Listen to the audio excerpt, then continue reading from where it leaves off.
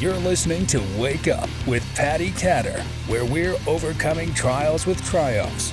Now, here's your host, Patti Katter. Hello, everybody. Today I have Ryan Hendrickson on the show. He's a Special Forces Army veteran and an author. He's the author of Tip of this Beer. I was hesitant about that. I have so many ideas for a book name for you. You have to make a part 2, Ryan. How's it going? It's going good. Thanks. Good. Thank you for being on the show. I would love it if you could tell our listeners a little bit about yourself and where you came from. And I want to know more about what you did in the military. And we're going to talk about your book a little bit and just get to know you. Yeah. So originally I'm from Oregon and grew up in a small town outside of Eugene, Lowell, Oregon. It's a logging in a hay farming town. So a town of 1,100 people, 18 years old. My dad basically said, "Hey, you gotta leave. Can't stay here because, if I let you stay here, then you'll be the 42-year-old guy at the gas station telling, high school senior year homecoming football stories, and you never really did anything. So you can join the military. You can go out and get a job. I don't recommend college because you're not really college material. But yeah, you can't stay here. You need to go out and get a life." So the military was always, my dad was in the military and sister and stuff like that. So the military was always something that I was gonna do, but it just kind of, it really snuck up and got me when I was, senior high school, and kind of forgot I need to figure out what I want to do with my life. So I started off in the Navy. I was in the Navy 97 to April 2001, got out of the Navy after, 4 years honorable. And then, I stayed out till about 2003. I mean, even after 9/11 and all that happened, I didn't really think that the attack on our trade center and stuff like that, the towers, I didn't really think it was going to evolve into what it did. I thought it would be a quick, we'll go in Afghanistan, we'll launch some Tomahawks, kill a bunch of people, and then start to rebuild. So I stayed out till about 2003, and then Iraq kicked off, and I was like, oh, so this is actually something that's going to happen. We're here. So, my comfort zone is in the military. And so I was married at the time, and I said, oh, I want to join the Army. Well, my ex-wife was in the Army. She's like, absolutely not. I don't want, when I'm done with the Army, I'm done. It's like, oh, okay, cool. So then we agreed upon the Air Force. So I spent 5 years in the Air Force. Wow.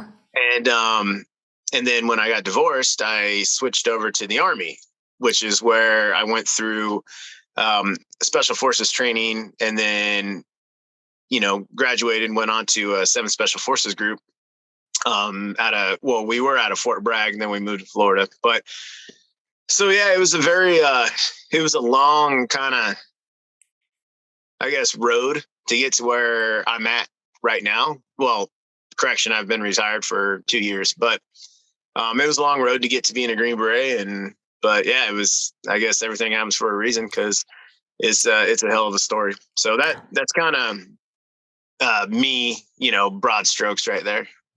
You forgot the Marine Corps. I mean, is that next? No. So tell me a little bit about your time in Afghanistan, if you don't mind, and Iraq. Tell us a little bit more about your journeys, actually. What are some of the things that you did? Tell us why you decided to write a book. So I was in, the first time I started deploying and actually seeing the world was in the Navy. I did two deployments, or floats, or whatever you want to call them, to the Persian Gulf, and we'd hit all the countries in between and whatnot like that. And it was awesome. And I was getting to see the world as 18, 19, 20-year-old kid, exactly what my dad said to do. It was the mid 90s Navy was no joke. It was hard. And there wasn't, with no war going on there, it was basically, it was just, it was, it was a good life. I couldn't do it now at 40, whatever years old. But as an 18, 19-year-old kid, yeah, I learned pretty quickly what the real world was about out of, a town of 1,100 people. So then transition over to the Air Force, and I do, some deployments there. Spend a year in Korea, go to Iraq, go to a couple other different places, then transfer over to the Army. And that's where, I really started getting into the combat deployments. And so, yeah, graduate the Q course, move on. Within 6 months from graduation, I'm in Afghanistan as a Green Beret. And then 2010, 2010, September 12th is when I stepped on an IED on one of our clearance operations we had, which kind of, it set me back a couple years because I had to go through rehab and this whole long process of being medically retired, back to getting a waiver to stay on active duty, to getting myself rehabbed up enough to where I can, get back with my unit, prove myself there, and then get back to Afghanistan. And so after stepping on an IED, I went back to Afghanistan, 6 more deployments as a Green Beret, and back into combat operations, including 2016. I got the Silver Star for, combat, what we did in Baghlan province and whatnot like that. So it was back in the thick of things. And it was, it definitely was a good, it was a good, I guess, comeback, maybe a comeback story, but it's more like, it's more or less when, when I thought my entire world had just crumbled around me because I had given everything to making it through Special Forces training, becoming a Green Beret, and then all of a sudden one wrong step and my life is completely turned upside down, to getting told I'm getting medically retired out of the military, to now all of a sudden, oh, wait, I can stay on this waiver, but I'll never see behind a desk, or I'll never be out from behind a desk again, just stuff like that. And so it's this constant mental battle I went through, and these extreme ups and downs, and a lot of self-induced, pity parties and whatnot like that. And that's what the book's about. The book isn't a war story or this chest pounding, look at what I've done, I'm so great and all this other stuff. It's not anything about that. It's the exact opposite. It's talking about the struggles and the dangers of this entitled victimized mindset that a lot of people have, that I took on that when I was in the hospital feeling sorry for myself. Like, why did this happen to me? Poor me. All you guys owe me, blah, blah, blah.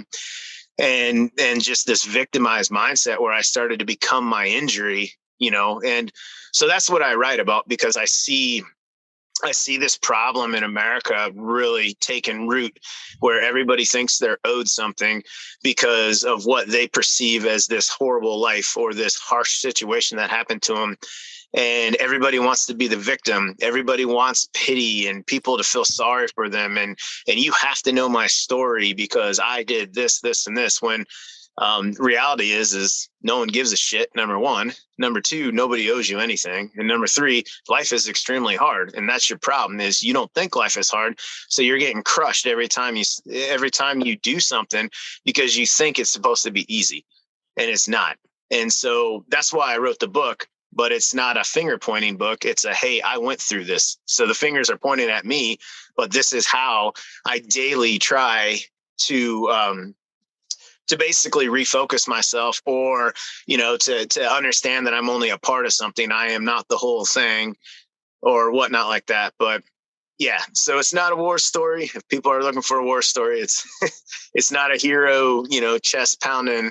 No, it's basically, hey, this is where I messed up, and this is how I pulled myself out of it, and this is how I daily try to check myself. Because just because you overcome one horrible situation in your life, guess what? Life's going to hit you with another one, and if you're not ready for it, then you're going to get hit and hit and hit, because it's life, and that's just the way it goes. Yeah, I think it's a really important story that you're sharing too. I've worked as a military veteran advocate for 14 years. And over the years, I have met some who unfortunately are stuck thinking that they are their wounds. They're really having a hard time getting over some of the things that they witnessed and the things that they went through. And I think it's important for those like you who've been able to go through those things to be able to be a great testimony to these people. It's easy for me, a civilian who's lived a pretty cush life compared to you, to say, oh, you should do this or that. But my words, I can't even say that to military veterans. I don't know what the heck I would do if I was in your situation, but they need good role models like you. So I appreciate that. And I know that so many appreciate you. I actually wrote in my private group last night that I was going to be interviewing you, and several commented that, he's a great guy. I've gotten messages overnight. I woke up this morning to people who really respect you, and they're military veterans who really respect you. So what would you say the hardest trial that you've had throughout your life, what would that be? So a lot of people would think that, stepping on an IED and just kind of laying there, pretty sure you're going to die, would be the hardest trial of my life, but it wasn't. That's actually where I got my life back, because I was heading down a pretty dangerous path of just arrogance and just stupidity as a child, thinking that I'm so much more than I really am because of maybe some stupid status that you think you carry because you went through some hard training. No one cares. And so I was heading down this dangerous path that I do believe that, God threw an obstacle in my way to say, like, hey, stud, this is going to suck pretty bad, but you need this because you're heading down a path of no return.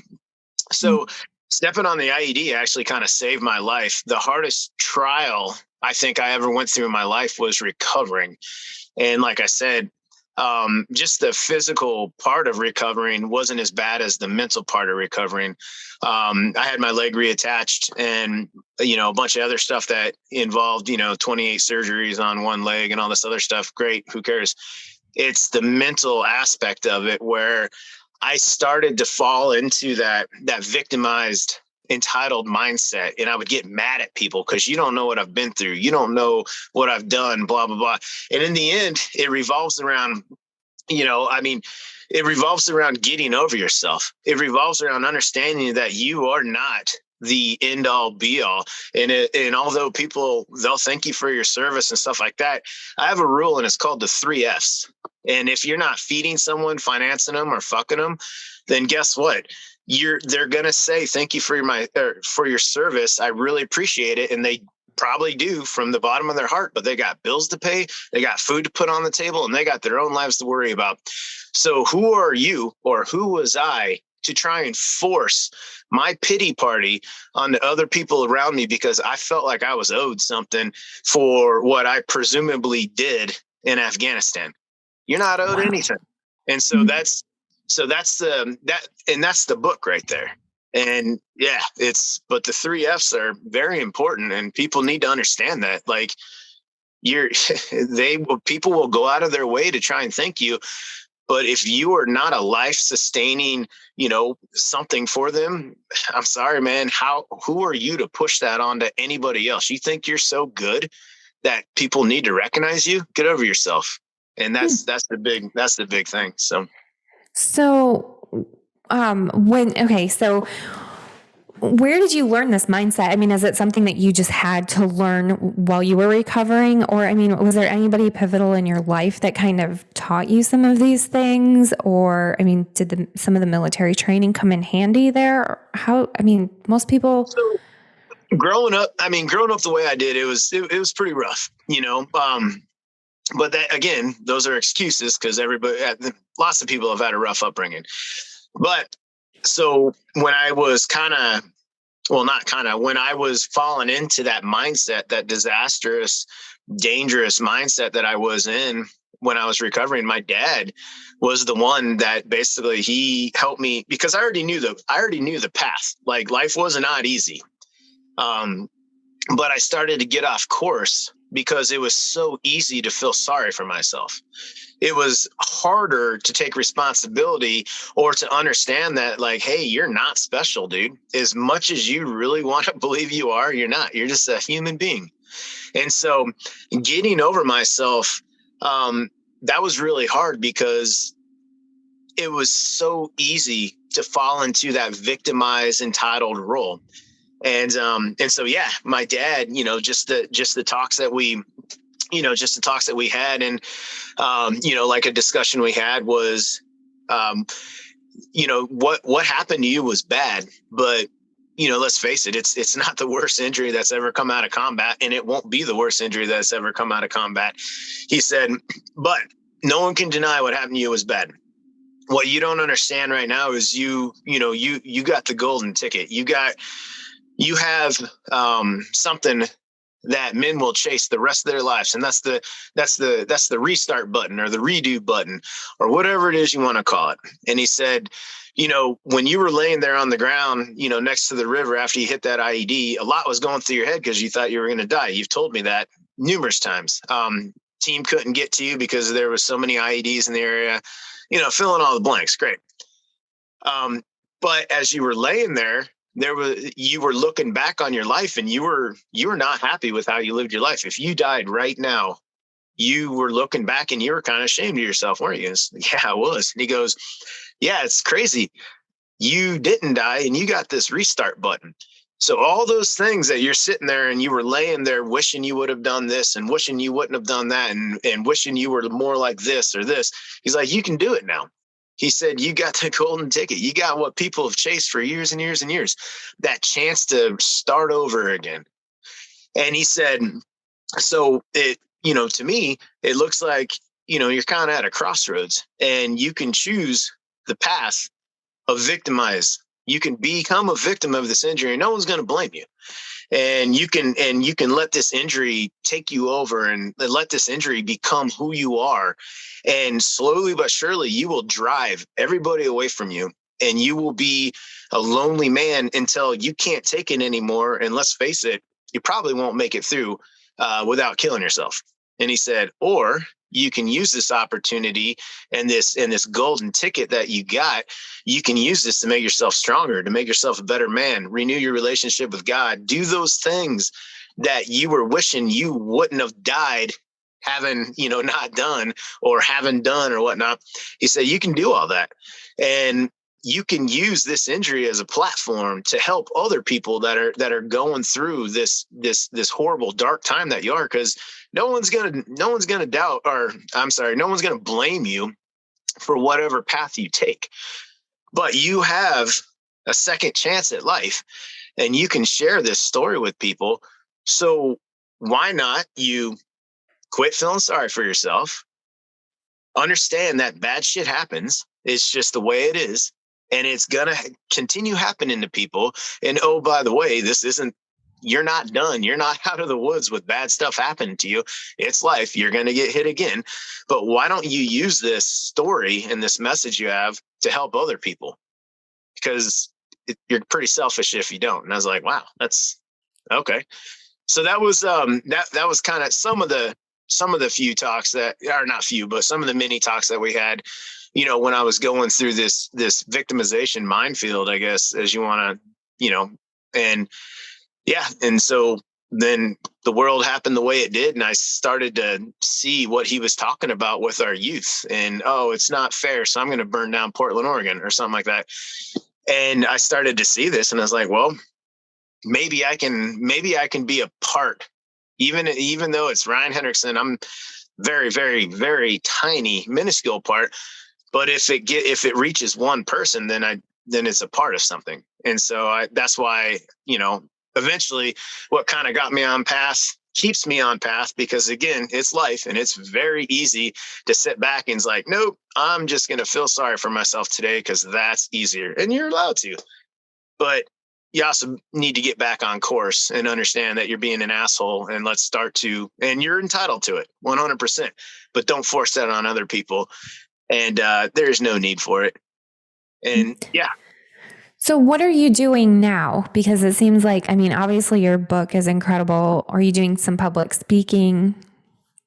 So I got a little bit, I did two, I guess, public speaking events, and they were for law enforcement with basically mental health. And I am a huge advocate of law enforcement. I'm also a bigger advocate of mental health for our first responders and law enforcement. The military, we have a lot of backing, regardless of what side of the aisle you're on.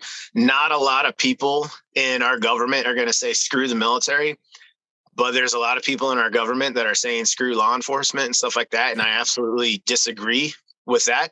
And I definitely believe that they need to have the same kind of mental health tools that we do in the military. And if I can change one person's mind about how they perceive law enforcement, then again, I'm only a tiny part of everything, but I did what I wanted to do. It's not my job, but I did what I felt like I needed to do, because I believe that it's pretty much a war on law enforcement we have going on in this country right now is absolutely disgusting, disgraceful, but even worse, it's setting us up for a future that involves a lot of lawless and anarchy if we don't get control over this and start to respect our law enforcement like we used to.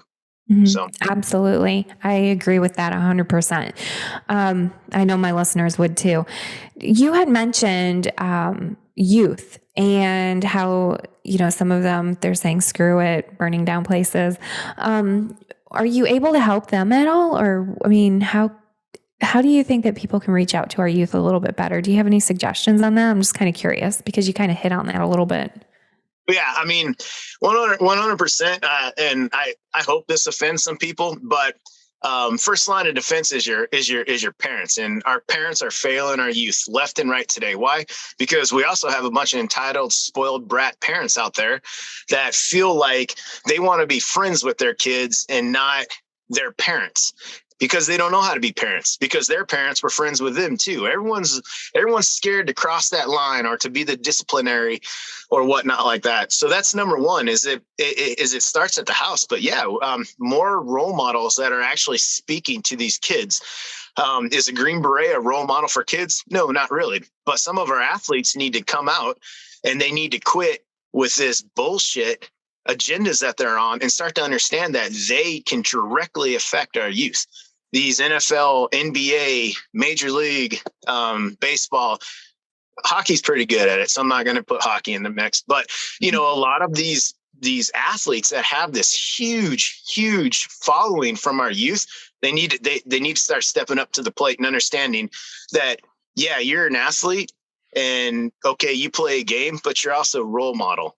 So start being that role model or leave the league, because yeah, kids are looking up to you. And so I do believe it comes from a lot of these childhood heroes and whatnot, but it starts with your families. It starts with your parents. It starts with that, with being the parent. You're not a friend. You're their parent. And then it also comes with what you allow, what we're allowing our youth to take in. Unfortunately, we are a culture of sex violence and everything else. And so that's what these guys or girls are taking in at such an early age. And we have lost, there is no God. There is no more God in our schools. We've lost that foundation on "In God We Trust." I'm so surprised it's still on our money anymore, but we don't teach it because it's offensive to people. Why? Because people want a reason to feel sorry for themselves. Why? Because we are a culture of drama, Desperate Housewives, freaking The Bachelor, all this other crap, which is great TV, whatever, I don't care. But we're a culture of drama. And so now all of a sudden you have, these entitled little brats running around because they like the drama, because their parents also feed off the drama. And there's no one to actually make you understand, like, hey, guess what? When you're out of the nest, you're about ready to figure out what the world is, because there are people out there, majority, that give zero shits about you. And you're going to find out the hard way because you think you're owed something. Well, you're about ready to be taken for a lot. And that's on the parents. And it is. When I was growing up, I think a lot of kids did look up to Green Berets, and they looked up to our military. They looked up to, we had good role models when we were growing up. I think we're about this in the same age group. And I think that we need to get back to that too. I mean, when I was raising my kids, they looked up to military, especially my son. Oh my gosh, he looked up to military big time. And even my daughters, they had that respect, and I think that kids have lost the respect. I would love to see you go into schools and talk to them about some of your experiences, or we need to get your book out there more too. Where can people find your book? So it's right now Amazon's the easiest. It's usually, if people order Tip the Spear by Ryan Hendrickson off Amazon, it's usually at your house within 2 days. But I agree with you. We need to get these role models in schools. And I also agree with you. I think, our role models need to revert back to what they used to be when I was growing up: police officers, firefighters, the people that did sacrifice so much, and put their lives on the line for the freedoms that we have. Yeah. People say, thank you, for the freedoms that you have. You're in the military, you served, and all that other stuff. Great. And I appreciate that. But when I come home, I do my best to turn it off, because I'm in the safety and security of my nation's border. Well, I'm not going to go down the nation's borders thing, but anyways, I'm in the safety and security of my own home and stuff like that. Why? Because the police officers and the first responders that are on call 365, and they don't have an off deployment. They're on deployment all the time until they retire or move on to something else. And so I think people need to understand it, and we need to bring that respect back for law enforcement. I don't know if it's possible, but it's gonna take a major overhaul of what our kids are bringing in, and this disrespect for law enforcement. But that's what needs to happen. I just don't know. Unfortunately, I hate to say it, but I don't know if it's possible in the society we live in today. So some of you who know me know that we're working on a company now called American Inc. And some of our goals are to get stories out of those like you, true stories, without the media coming in and twisting it like normal, typical media. I was telling you before the show, Ryan, that I had caught just a little clip of what you had said about a subject online, and I asked you about it, and you were like, well, I didn't actually say it that way. So the media must have changed it in the journalism piece when I was reading it. And so I think that we need to really, like you said, we need to educate our kids. We need to step forward. I believe that we can make a difference, and we are making differences, and you're making a difference. And so every single life that you come in contact with, you can make a difference. What I'd like to do is I want to buy 3 of your books. I'll talk to you after the show about how to do it. I'm going to give 3 of them away to some of my listeners. And I just want to support you the best that I can. Tell our listeners where they can find you on social media. So social media is I'm just starting to figure it out, because I'm a creature of habit, and I really do not like social media at all. But I also understand that you will not reach anybody unless you can figure this thing out. So, but I'm on Instagram at Tip the Spear RMH.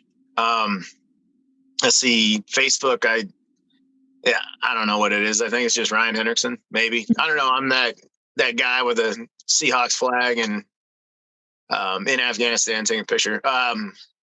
So, and then Twitter, I don't know what I am on there. It's Tip of the Spear something.